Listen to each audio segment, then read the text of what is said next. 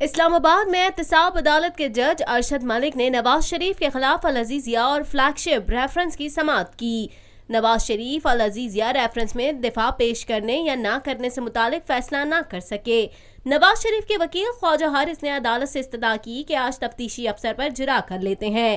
جمعرات کو میاں صاحب بقیہ بیان قلم بند کرا دیں گے، جس پر جج ارشد ملک نے ریمارکس دیے کہ نواز شریف کا العزیزیہ میں بیان مکمل کرتے تو اچھا تھا۔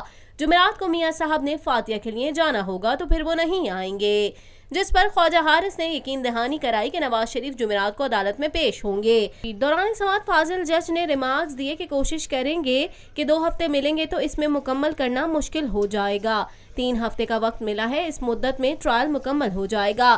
فلیگ شپ ریفرنس میں نواز شریف کے بیان کے لیے سوالات کم ہوں، کوشش کریں گے فلیگ شپ ریفرنس میں 70-75 سوالات رکھیں۔ جرا کے دوران تفتیشی افسر محمد کامران نے کہا کہ 4 اگست کا خط میں نے نہیں، محمد واصف بھٹی نے لکھا تھا، لیکن خط نیب کو بھیجنے کی کارروائی میں نے شروع کی تھی۔ نیب نے غیر تصدیق شدہ نقول فراہم کر دی تھیں۔